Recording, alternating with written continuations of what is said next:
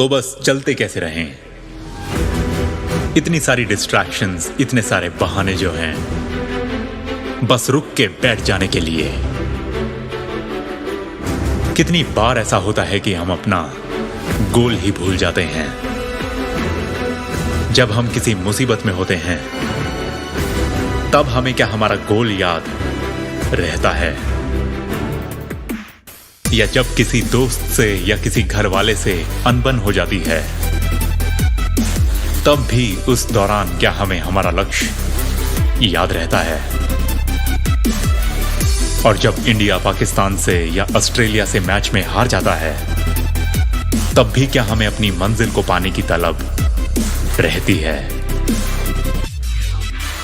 और अगर नहीं तो इसका मतलब हमने अभी तक अपने दिमाग को उस काबिल नहीं बनाया है, उसको वो ट्रेनिंग नहीं दी है जिससे वो किसी भी समय, सुबह में, शाम में, खुशी में, गम में, रोजमर्रा की जिंदगी में या बहुत बड़ी या छोटी सी उलझन में बस अपने लक्ष्य को ही ध्यान में रख के आगे बढ़ सके।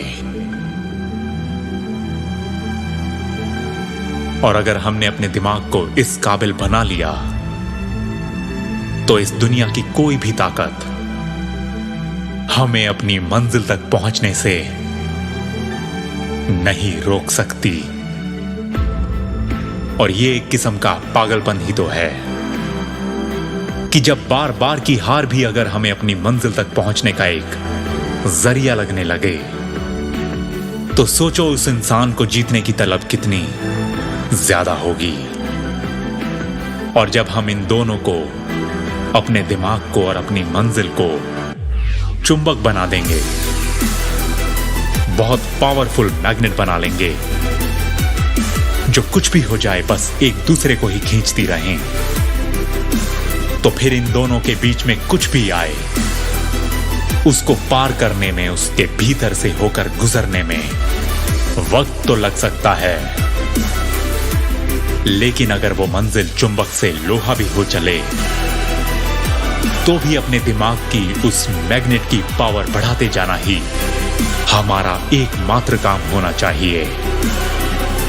क्योंकि हारना आसान है मगर बार बार हारना आसान कहां हो सकता है। और जो बार बार हारने के लिए तैयार बैठा हो, ऐसे ही इंसान पे तो वक्त बाजी लगा सकता है।